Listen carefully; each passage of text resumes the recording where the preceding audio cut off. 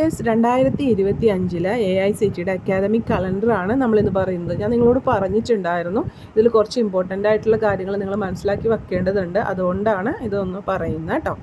AICTE എന്ന് പറഞ്ഞാൽ നിങ്ങൾക്ക് അറിയാമായിരിക്കും അല്ലേ, all India council for technical education. നമ്മൾക്ക് ഈ ഇന്ത്യയിൽ ഏകദേശം 10ഓളം സ്റ്റാറ്റ്യൂട്ടറി ബോർഡ് ഓഫ് സ്റ്റഡീസ് ഇതിൽ വരുന്നുണ്ട്. സോ എഞ്ചിനീയറിംഗ് ആൻഡ് ടെക്നോളജി, അത് UG അതായത് BTechഉം MTechഉം ഇതിൽ വരുന്നുണ്ട്. പിന്നെ PhD വരുന്നുണ്ട്.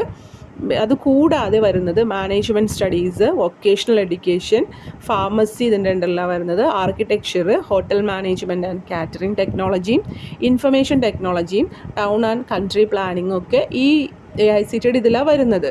സോ ഈ ഡേറ്റുകളെല്ലാം തന്നെ ഈ കോഴ്സുകൾക്കും ബാധകമായിട്ടാണ് വരുന്നത്. ഇന്ത്യയിൽ ഉള്ള, അതായത് കേരളത്തിൽ ഈ എഞ്ചിനീയറിംഗ് അഡ്മിഷന് മാത്രമല്ല, ഇന്ത്യയിലുള്ള എല്ലാ ഈ പറയുന്ന ബോർഡ് ഓഫ് സ്റ്റഡീസിന് ഈ ഡേറ്റുകൾ അല്ലെങ്കിൽ ഇങ്ങനെയുള്ള AICTEയുടെ അപ്രൂവലും കാര്യങ്ങളൊക്കെ കിട്ടണം.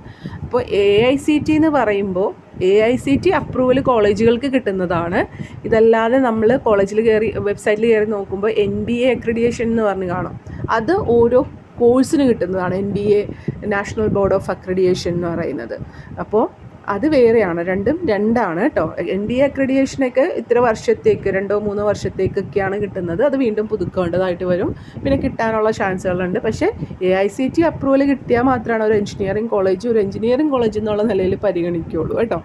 അപ്പോൾ ഇതിൻ്റെ ഡേറ്റുകളൊന്ന് പറയാം. അപ്പോൾ ഈ ഡേറ്റിൻ്റെ ഇമ്പോർട്ടൻസ് എന്ന് പറയുന്നത്, ഇതിൽ ഇപ്പോൾ നിങ്ങൾക്ക് എന്ന് വരെ നിങ്ങൾക്ക് വേക്കൻസികൾ ഫില്ല് ചെയ്ത് അഡ്മിഷൻ എടുക്കാം, അല്ലെങ്കിൽ എന്ന് വരെ നിങ്ങൾക്ക് ഫീ റീഫണ്ട് കൊടുക്കാം, അല്ലെങ്കിൽ എത്ര തീയതിക്കുള്ളിൽ ക്ലാസ്സുകൾ തുടങ്ങണം, അഡ്മിഷൻ ക്ലോസ് ചെയ്തിട്ടെന്നൊക്കെ AICTE ഇൻസ്ട്രക്ഷന് എല്ലാ ഇൻസ്റ്റിറ്റ്യൂട്ടുകൾക്കും കൊടുക്കും, അതായത് എല്ലാ സ്റ്റേറ്റുകൾക്കും കൊടുക്കും. അപ്പോൾ ഇതിൻ്റെ കൂടെ ഒരു ആഡും കൂടിയുണ്ട്. ഇപ്പോൾ നിങ്ങളിതിൽ കാണുന്ന ഡേറ്റ് ആവണം എന്നില്ല, ചിലപ്പോൾ കുറച്ച് കഴിയുമ്പോൾ, അതായത് ഇപ്പോൾ നമ്മളിപ്പോൾ കീമിൽ ഏകദേശം ഇപ്പോൾ കഴിഞ്ഞ വർഷത്തെക്കാട്ടിയും ഒരു മന്ത് മുമ്പോട്ട് എല്ലാ കാര്യങ്ങളും നടക്കുന്നുണ്ട്. കഴിഞ്ഞ വർഷം ജൂണിൽ നടന്ന കാര്യങ്ങളൊക്കെ ഇപ്പോൾ മെയ്യിൽ നടക്കുന്നുണ്ട്.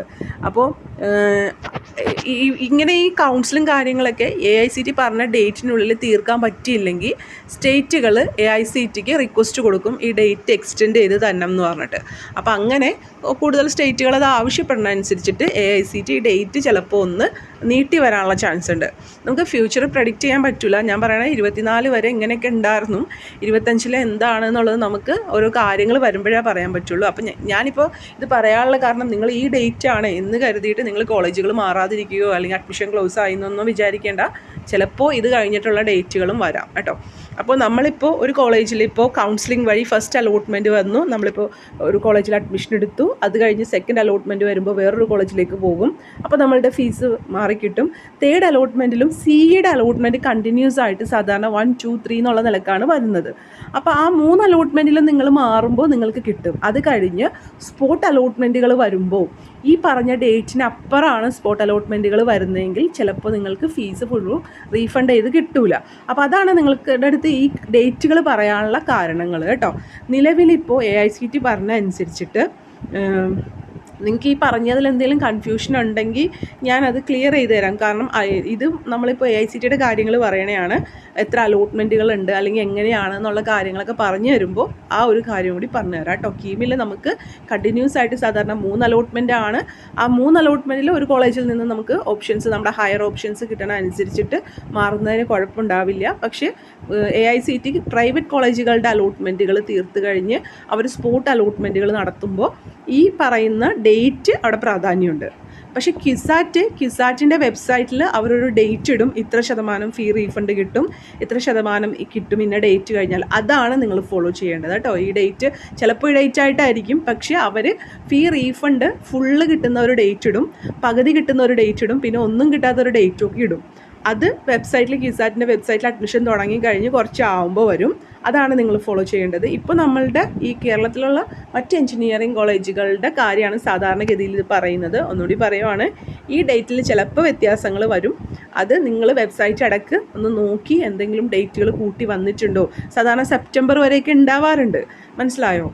ഒരു വർഷം ഡിസംബർ 4 വരെ സ്പോട്ട് അലോട്ട്മെൻറ്റ് നടന്ന സംഭവങ്ങളുണ്ട്. അപ്പോൾ അതൊക്കെ നമുക്ക് പറയാൻ പറ്റില്ല. നിങ്ങളെപ്പോഴും വെബ്സൈറ്റുകളും അപ്ഡേറ്റ് ആയിട്ടിരിക്കുക. പറ്റണ പോലെ എല്ലാ അപ്ഡേറ്റുകളും ഞാൻ തരാൻ ശ്രമിക്കുന്നതുണ്ട് കേട്ടോ. ഓക്കെ, അപ്പോൾ ഇനി ഇതിനെ പറ്റിയിട്ട് പറയാം. ഇത് അത്യാവശ്യമാണ് ഇത്രയും കാര്യങ്ങൾ പറയേണ്ടത്, അതുകൊണ്ടാണ് പറഞ്ഞത് കേട്ടോ. നേരെ കാര്യത്തിലേക്ക് വരാൻ പറയുന്ന കുറേ കമൻസ് കാണുന്നുണ്ട്. പക്ഷേ അതിന് മുമ്പും പിമ്പുള്ളത് പറയാതെ നടക്ക് മാത്രം പറഞ്ഞിട്ട് നിങ്ങൾക്ക് അതിലേക്ക് എത്താൻ ബുദ്ധിമുട്ടുണ്ടാവും. സോ അതാണ് ഇത് പറയുന്നത് കേട്ടോ. ഓക്കെ, നമ്മളുടെ last date for cancellation of seat four technical courses with full fee refund. അതായത് നിങ്ങളൊരു കോളേജിൽ നിന്ന് പോകുമ്പോൾ നിങ്ങൾക്ക് ഫീസ് ഫുള്ള് റിട്ടേൺ കിട്ടുന്ന ആ ഒരു ഡേറ്റ് നിലവിൽ വന്നേക്കുന്നത് ഓഗസ്റ്റ് 11 ഓക്കെ. അതിനുശേഷം last date up to which first year students can be admitted against vacancies August 14. അപ്പോൾ ഈ സ്പോട്ട് അലോട്ട്മെൻറ്റുകൾ നടക്കുന്നത് മിക്കവാറും ഈ 11 കഴിഞ്ഞിട്ട് 14 ഇടയ്ക്കുള്ള ഡേറ്റുകളായിരിക്കും. ഞാൻ പറഞ്ഞല്ലോ, ഇതൊരു താൽക്കാലിക ഡേറ്റുകളാവാനാണ് ചാൻസ്. ചിലപ്പോൾ ഈ ഡേറ്റ് തന്നെ ആവൂല, ചില വ്യത്യാസങ്ങൾ വരും. മനസ്സിലാവണ്ടോ? അപ്പോൾ ഈ നിങ്ങൾക്ക് ഫീസ് റീഫണ്ട് ചെയ്ത് തരാനുള്ള ഡേറ്റ് ഓഗസ്റ്റ് 14. അതുപോലെ തന്നെ കോളേജുകൾ അവരുടെ വേക്കൻസിയൊക്കെ ഫില്ല് ചെയ്തിട്ട് അലോട്ട്മെൻറ്റ് നടത്തേണ്ട ആ ഒരു ഡേറ്റ് AICT ഗവൺമെൻറ്റിനും കൊടുത്തേക്കണം. ഓരോ സ്റ്റേറ്റ് ഗവൺമെൻറ്റിനും അതിലുള്ള എഞ്ചിനീയറിംഗ് അല്ലെങ്കിൽ ഈ നേരത്തെ പറഞ്ഞ കോഴ്സ് റിലേറ്റഡ് ആയിട്ടുള്ള ഇൻസ്റ്റിറ്റ്യൂട്ടുകൾക്കും കൊടുത്തേക്കുന്നത് ഓഗസ്റ്റ് 14. ഓക്കെ, അതിനുശേഷം നമ്മളുടെ ക്ലാസ്സുകൾ ഓഗസ്റ്റ് 14 തുടങ്ങണം എന്നാണ് AICT ഇപ്പോൾ പറഞ്ഞേക്കുന്നത്. അതായത് എഞ്ചിനീയറിങ്ങിൻ്റെ ക്ലാസ്സുകൾ, ആർക്കിടെക്ചറിൻ്റെ ക്ലാസ്സുകൾ, ഫാർമസി എന്തായാലും ഈ ഡേറ്റിൽ നടക്കുമെന്ന് തോന്നല്ല. പക്ഷേ ഇപ്പോൾ നിലവിൽ പറഞ്ഞേക്കുന്നത് ഓഗസ്റ്റ് 14 മുമ്പ് ക്ലാസ്സുകൾ എല്ലാ ക്ലാസ്സുകളും തുടങ്ങണം എന്നുള്ളതാണ്. പിന്നെ ലെറ്റിൻ്റെ ഏതാണ്, ലെറ്റ് എന്ന് പറഞ്ഞാൽ സെക്കൻഡ് ഇയറിലേക്കുള്ള ഡിപ്ലോമ കഴിഞ്ഞിട്ടുള്ള അഡ്മിഷനാണ്. അതും ഓഗസ്റ്റ് 14 തന്നെയാണ് പറഞ്ഞേക്കണം. അപ്പം നിലവിൽ ഇതാണ് AICTയുടെ കലണ്ടർ വന്നേക്കുന്നത്.